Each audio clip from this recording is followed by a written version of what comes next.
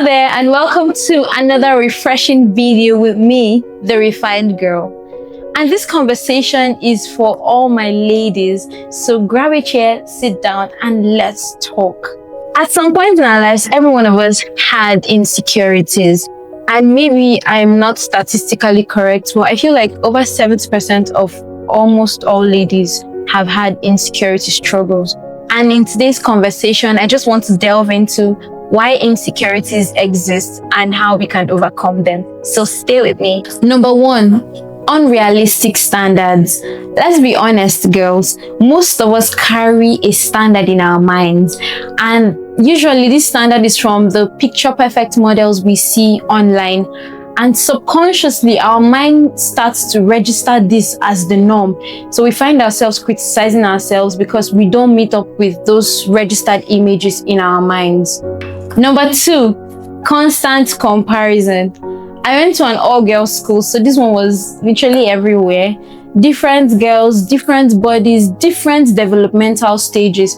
For me, at some point, this manifested because most of my friends had started menstruating and I wasn't, and I just felt like something was wrong with me for some weird reason. It literally became a prayer point. But this was just biology. Different girls, different bodies, and different cycles. Comparison makes you feel less because you are comparing two different journeys, and that is not God's plan for us. Number three, upbringing and environment. For some girls, insecurities stem from where we came from, our environments while growing up. Growing up amongst people who constantly criticize, body shame, or speak negatively about you can create very deep wounds and influence how you see yourself. But not to worry, in this video, I will also outline some tips on how to overcome these insecurities. And number one, go back to your source. This will always be my first point anywhere, anytime. No one knows you better than the God who created you and said you were created in his image, fearfully, wonderfully, and beautifully made. When you identify with God, your confidence is rooted in him, not in body shape or comparison. This could mean learning more about your body type, your undertone, and discovering outfits that help you look confident and well put together.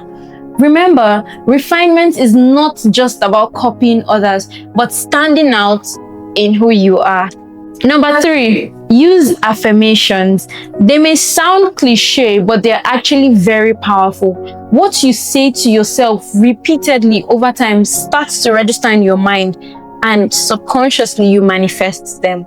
Number four, check your circle, because sometimes insecurities are sustained by toxic friendships, careless words, and constant criticisms. As you grow in self-knowledge, you must be willing to detach from friendships that constantly diminish you. Number five, compliment others.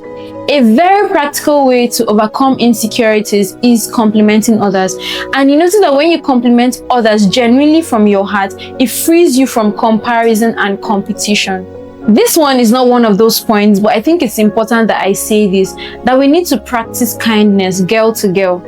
I know that a lot of people already body shame ladies, but it's worst when it's a lady body shaming another lady. Let's learn to encourage other girls, make them feel seen, valued, and heard.